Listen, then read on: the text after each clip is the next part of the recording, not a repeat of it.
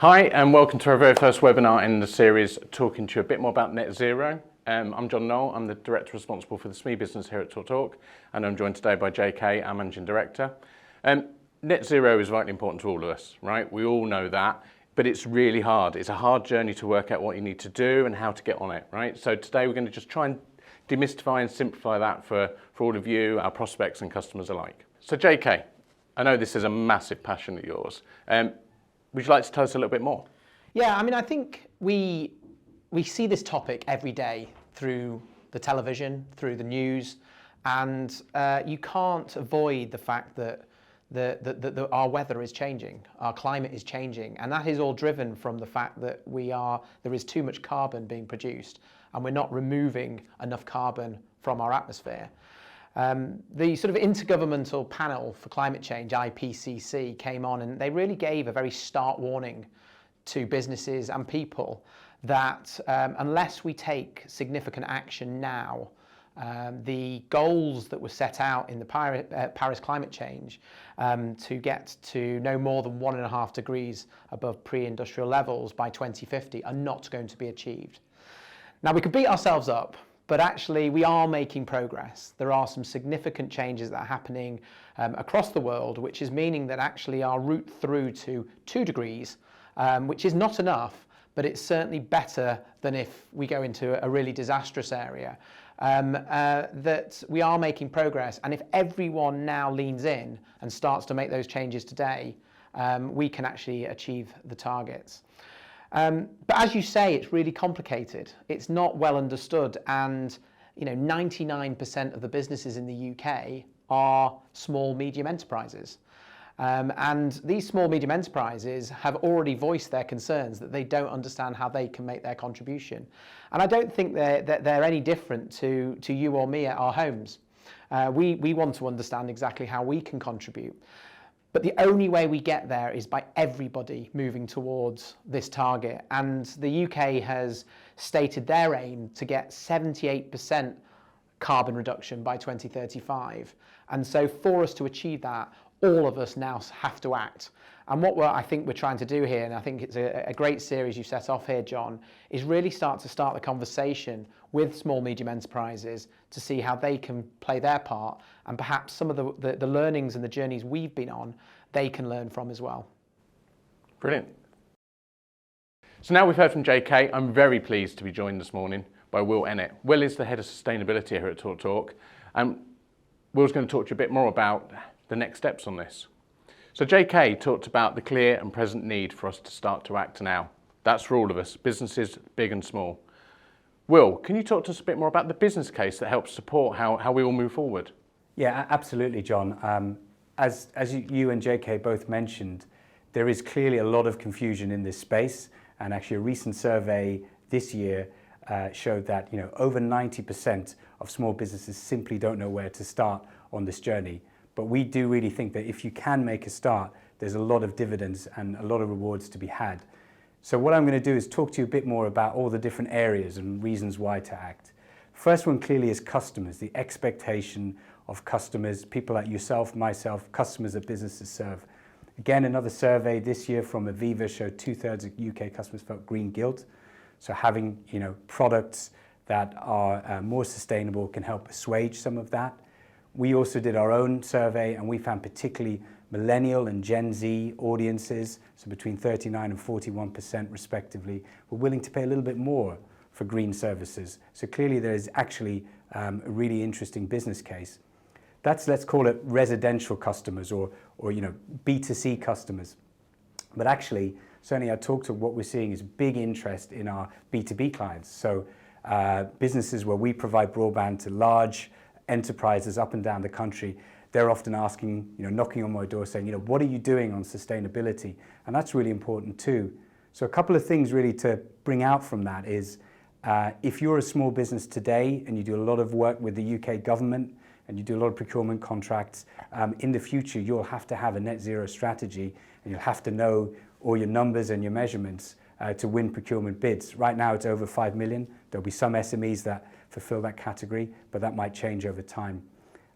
Equally, if you supply into some major retailers, So you might be a small company supplying into, for example, to the likes of Tesco, who have a very active engagement platform where they're really engaging every single supplier, asking them what they're going to do on net zero and how they're going to get there. So I do think, whatever the size of business, your customers are asking for that. So it's really important to start to act. And then, of course, there's also cost, right? Let's not forget that. Hugely rising energy bills. And so if we can have a kind of conscious business who are aware of their costs and thinking about energy efficiency, thinking about carbon emissions, that can hopefully lead to cost savings within the business. And then also, let's not forget about employee engagement as well. So that's something that we've seen, and we're going to talk a bit more about this in the webinar, about what we've done with our employees. But again, this is another survey all from this year, which shows that really employees want to work somewhere with a great purpose. That's where they really feel valued, and it will help both with the morale and the well-being, as well as recruitment and engagement. So overall, looking at all those different stakeholders, whether it's employees, your B2C customers, your B2B customers, your cost base, it makes a lot of sense to start this journey. And recruitment's a massive thing right now, because so many companies are trying to recruit the right people and retain talent, right? So yeah. It's win-win. That's right.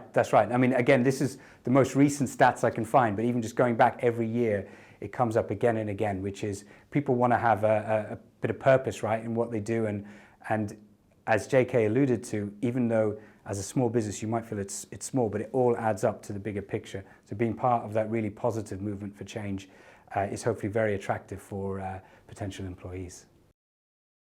So we've heard quite a lot about the why, and I think nobody needs convincing about the why. You only need to sort of pick up the newspaper or read a bit of press to know about the why, but Will's really brought that to life for me today. I guess the next thing is the how.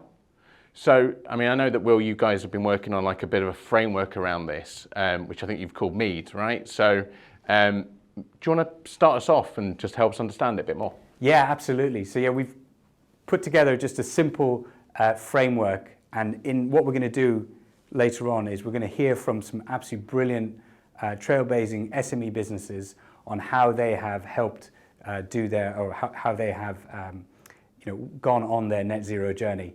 So what we looked at is 4 key areas. So first of all, measure. How do you make a start? Measuring your carbon footprint can be quite daunting, but again, we're going to hear from some local experts and actually give you some tips and tools as SMEs to figure out how to do that. Then engage. The analogy is probably a bit like a diet. If you say and you commit that you're going to do it, or a big exercise marathon, and you tell everyone, then you're more likely to stick with your purpose. But also you have to work with your employees, your suppliers, your customers to hit the goals. So engage on that. Then, get to it, start acting. We'll talk a bit about that, some small steps you can take, maybe just to build the momentum, and then some of the bigger steps you can do and how we get there.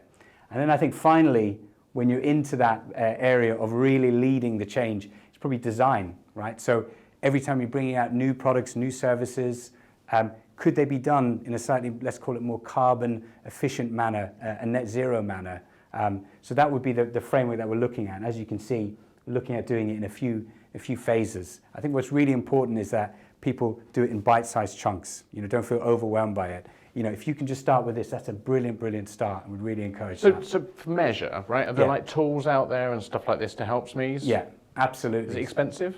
No, I mean, it's free. And so that's what we're going to hear from SMEs who've successfully done that. We're also going to hear from the Department of Business, who have some free tools out there, which are really well accredited. And again, when we talked about earlier, some of those suppliers, some of those large corporate suppliers or government, not suppliers, we're talking large government contracts you might have, or large private sector contracts you might have with large companies. Those sort of tools, those sort of standards you'd be signing up to would be sufficient to hit what you need for them. So they're absolutely free. But then, so the engage, right, should be easy, because most people have got the conscience or the green guilt, right? Yeah.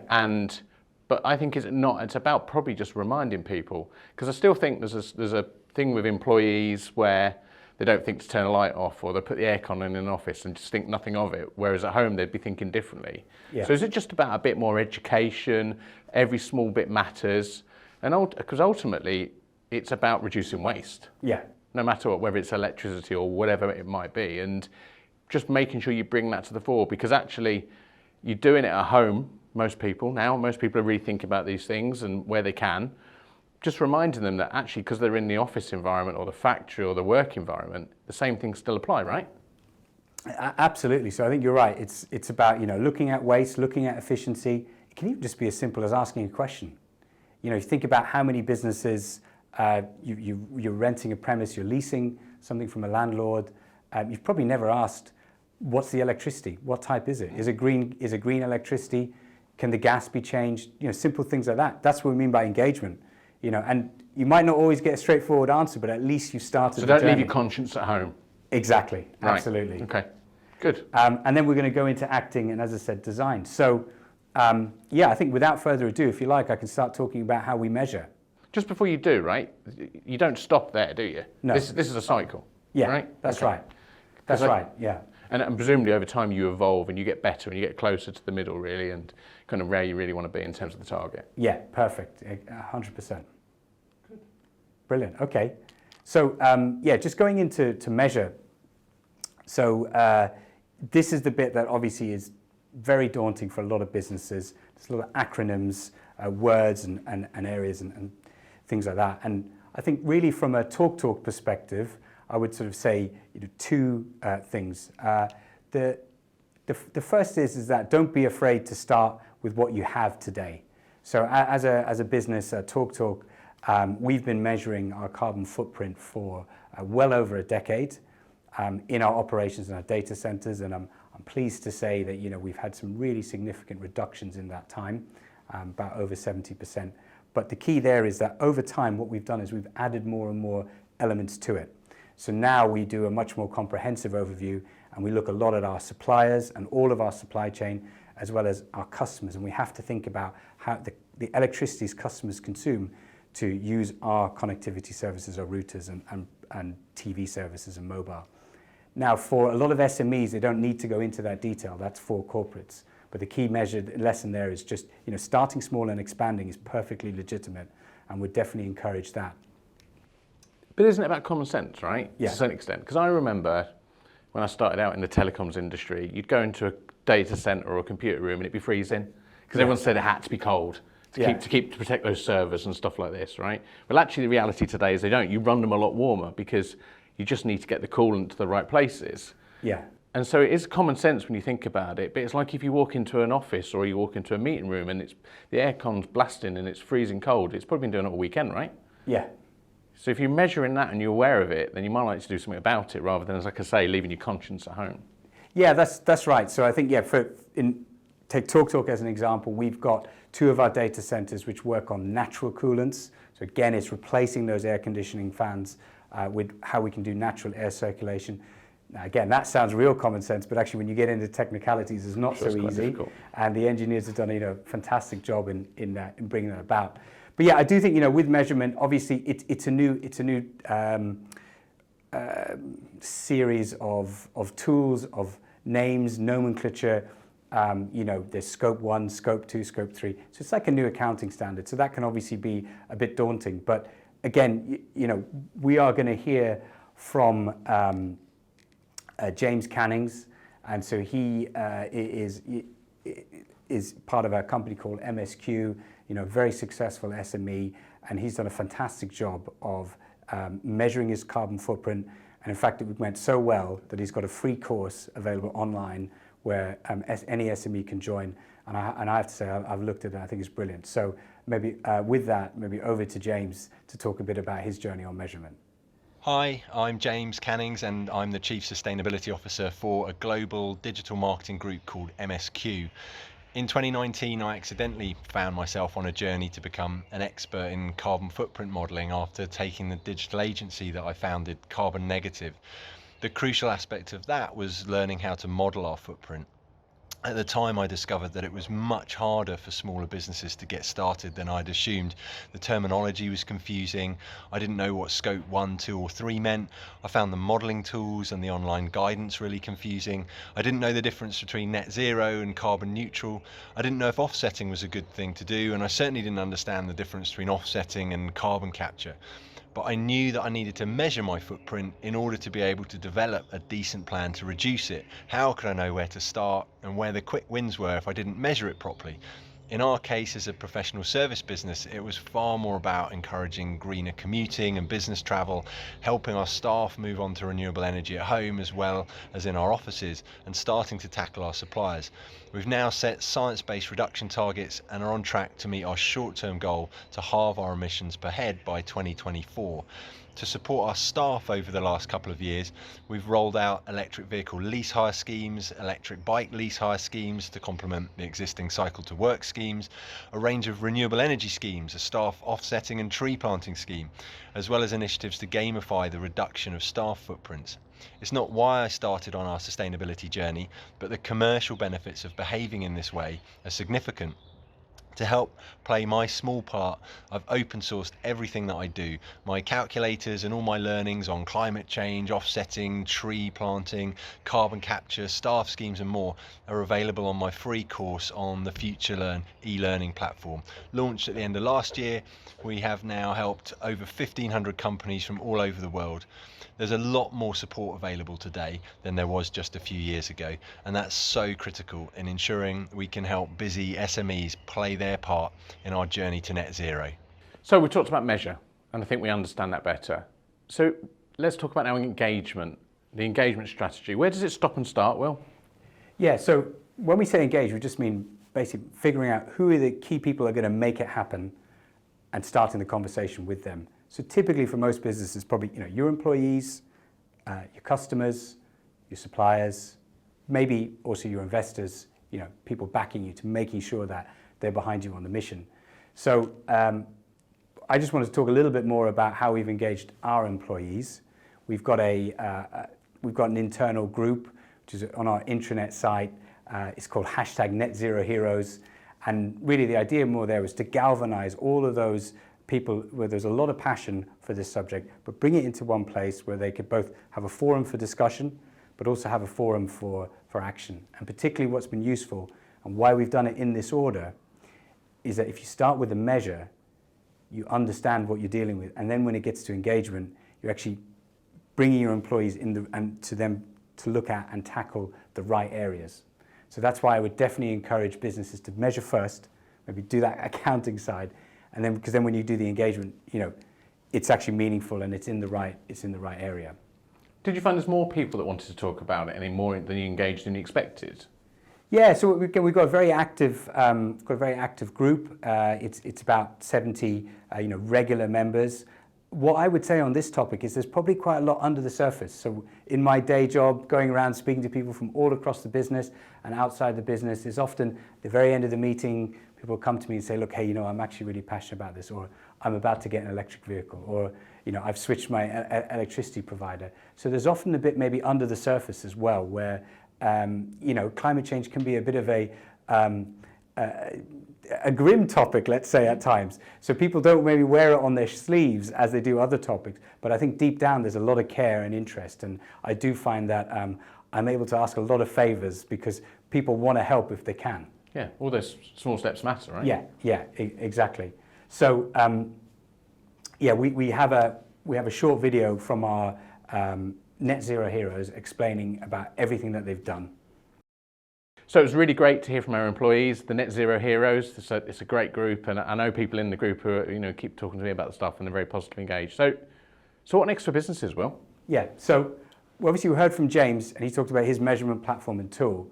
I'm delighted to say that we've also got a contribution from Sam Lux, who really spearheads net zero at the Department for Business, Energy and Industrial Strategy. So it's one of the UK government departments. And again, they have a tool called the SME Climate Hub, which has lots of completely free tips, both on how to measure, but also more importantly, exactly this point of how do you engage and mobilize your stakeholders and get running on the journey to net zero. So with that, over to Sam.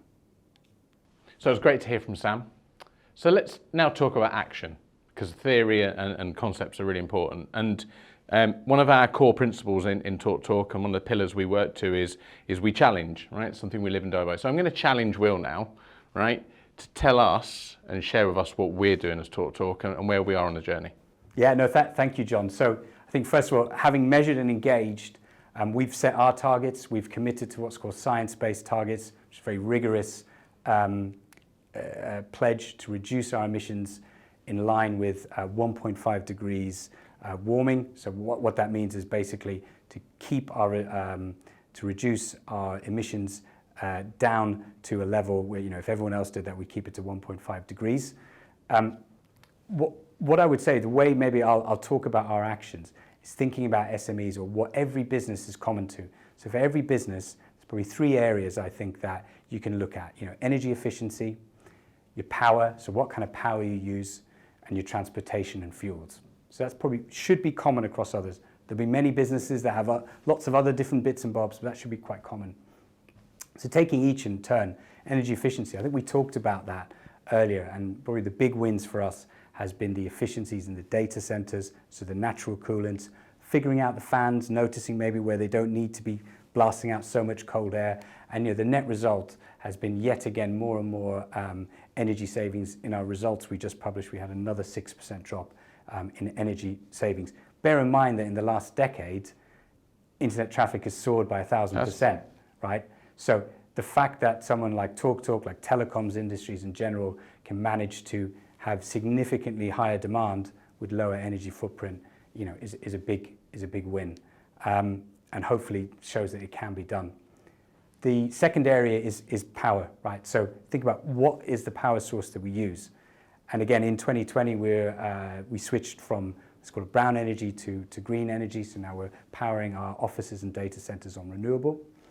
And in FY21, or I should say in 2021, we switched to what's called green gas, so a mix of biofuels and gas to heat and cooking in some of our offices.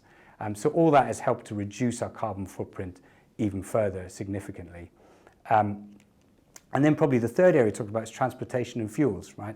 So one area that's specific to TalkTalk, but we use backup diesel generators in the data centers in case they fall over. Again, this year we're going to switch that over to more of a sort of a blended sort of biofuel away from diesel, so that will save some emissions. But then also we've got a small fleet of vehicles. So there are some vehicles that is used by TalkTalk which isn't in our direct control. So that sits as a supplier, and we're absolutely having regular conversations with them about the switch to EV. But we also have a fleet of vehicles, and I'm pleased to say we've just started taking and delivering our first EV orders. We know there's going to be challenges along the way, but it's great that we've made the start. So you're a small business, like you run a restaurant or something like that. Can you buy green gas? Yeah, so you can buy gas, which you can. Yes, in short, and it can have more kind of bio elements to it. Doesn't mean it's 100%, but it's just making that start and making that improvement. Yeah. So what we've done is I've just put a little chart, and definitely one for debate because it will really vary by business to business. We looked at kind of effort, low and high, and impact, low and high. So just trying to think about what are the areas that are going to make a big impact. So we talked about energy efficiency. We think that's a huge win, whereby companies really can do behavioral changes to reduce their energy bills. And obviously, unfortunately, with the rising costs of gas and electricity, means they'll see instant cost savings. So that would be, really important. Then we've got the renewable electricity tariff, but we appreciate absolutely that you've got to go and ask your landlord to what tariffs they're on. Maybe they're already on it, and then you can sort of tick that box. If not, it might not be easy, but certainly over time, if you ask enough, hopefully you can get there. If you don't ask, you don't get, right? Exactly. So we've got to start. I don't have a stat like I did on other things, but just speaking verbatim to lots of businesses, they've never asked, so don't know. So, I think, lots of land, and what we found in our experience is that the price difference from brown and green was negligible. So it's not particularly a cost thing. Obviously, the market is in flux right now, so things are subject to change, but it often might be just something that's just not been considered or acted upon. So don't leave your conscience at the door. And I've said it a couple of times, right? But it's that same thing, isn't it, right? Just because it's work, it doesn't have to be, bad for net zero targets, right? Absolutely. And then, look, transport, again, that there are definitely some barriers there.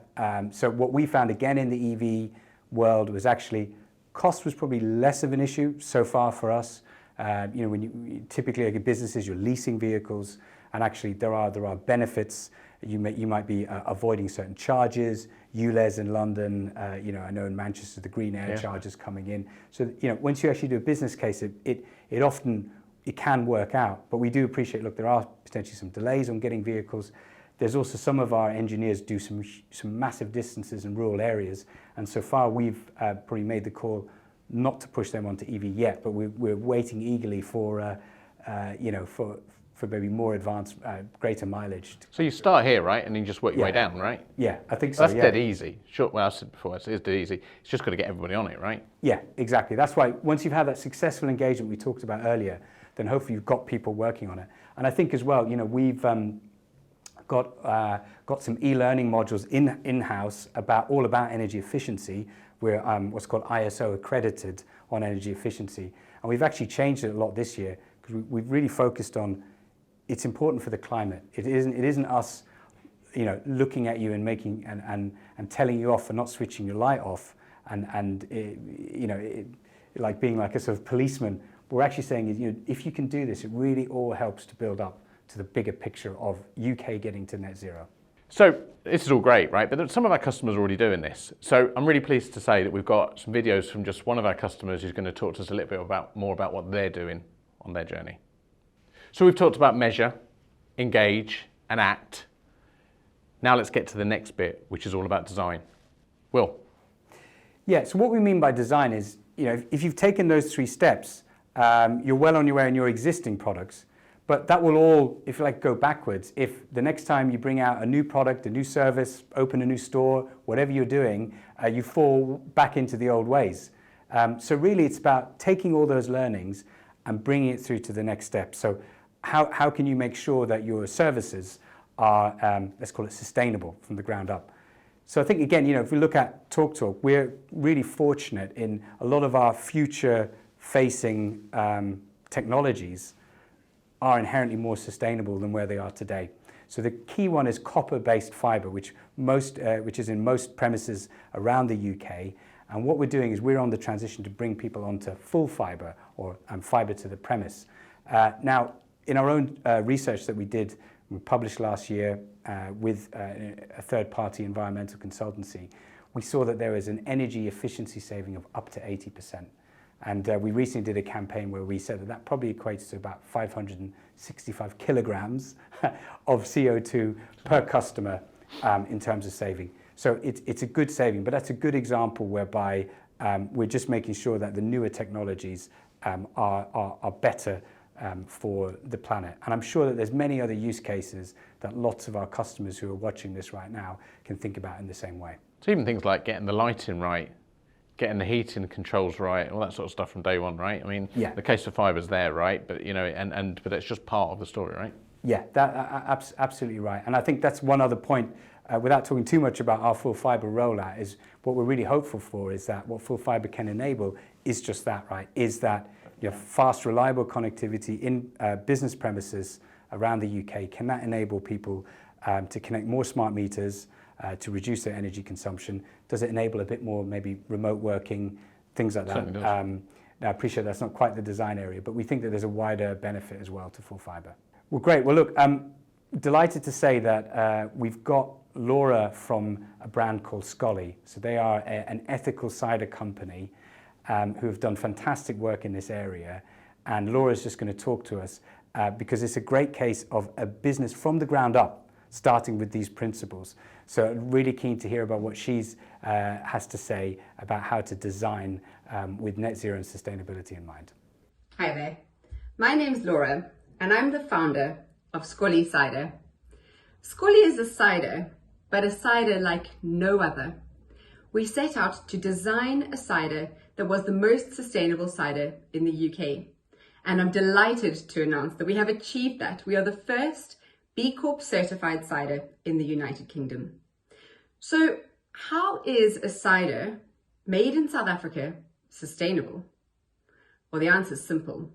We have looked from the very beginning at our supply chain and how to make improvements in our supply chain to make Scully sustainable. So starting from the very beginning, the raw materials, those apples, our apples are grown in the sunshine sunshine creates much higher levels of sugar in the product than a cider grown or an apple grown in the United Kingdom. So for that reason, we don't need to add any sugar to make Scully taste delicious. It just does. Then on top of that, we've looked at our supply chain. So we ship Scully in bulk liquid format and bottle it in the UK. Now, you'd think that shipping would create huge emissions, but in fact, the full shipping component is only the equivalent of driving 200 miles in a truck. So we've offset that by using a bottling plant where our bottles are actually made on site. So we reduced those emissions completely.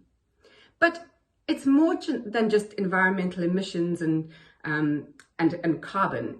It's about the whole way that you run the business.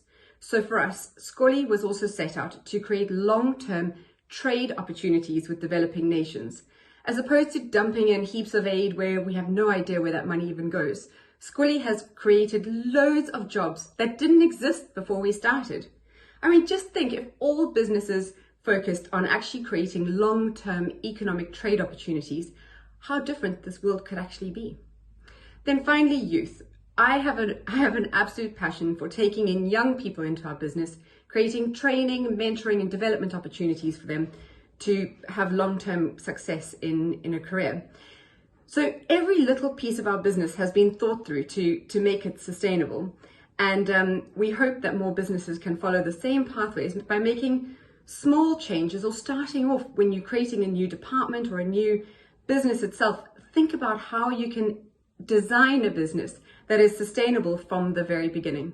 Thank you. So it's great to hear from Laura and her design in action. So we've learned a lot, I think, this morning, or I certainly know I have.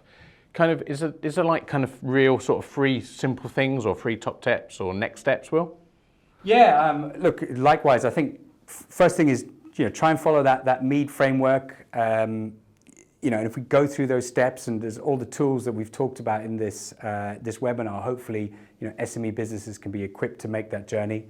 I think secondly, given that we've heard some fantastic contributions from both internal employees at TalkTalk, lots of people here at our business, but also great pioneering SMEs, I think it's just about learning from others, isn't it? Having that conversation. And then probably the third thing is not to delay. As you said, don't leave your conscience at home. Let's start, let's get going. Brilliant, thank you, Will. So look, thank you to Will, to JK, my colleagues here at TalkTalk, and also our customers and friends outside of TalkTalk for your contributions. I hope today's been useful for you. I've certainly learned a lot, as I said already, and we'll see you next time.